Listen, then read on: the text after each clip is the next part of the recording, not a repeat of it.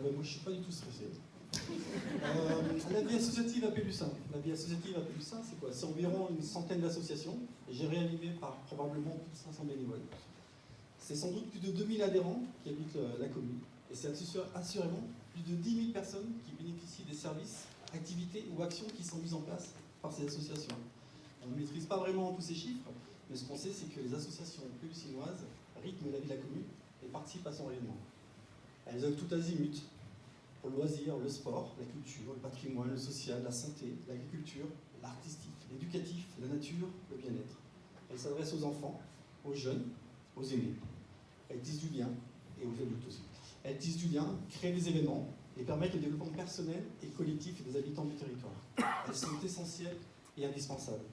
La municipalité de Pélussin soutient son monde associatif et souhaite, en 2023, apporter une attention particulière à cette belle dynamique. Plus comme ça. 3 évolutions apparaissent cette année dans le domaine du partenariat entre la commune et les associations. Ces évolutions s'appellent équité, transparence et coopération.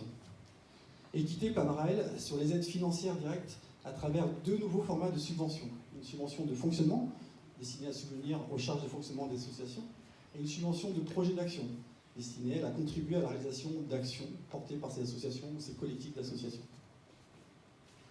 L'évolution de transparence se concentrera, elle, sur les aides indirectes en nature. Progressivement, les mises à disposition gratuites d'équipements et de locaux municipaux, de moyens humains et de moyens matériels, ont été quantifiées. Elles vont être, cette année, valorisées, et les associations bénéficiaires vont connaître l'équivalent en numéraire de ces aides apportées gratuitement par la commune.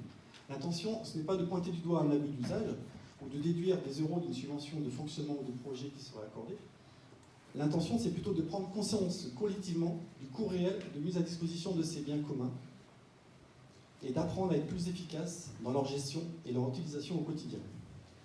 Une présentation plus détaillée de ces 2 premières évolutions sera proposée aux associations dans cette même salle des fêtes le vendredi 3 février. La 3e et dernière évolution, coopération, rejoint l'enjeu du comment faire ensemble. Elle sera déclinée dans le cadre du programme Territoire d'engagement, dont Jean-François vous parlera dans un instant. Pélussin porte en effet l'ambition de se donner les moyens pour mieux connaître et accompagner le tissu associatif local.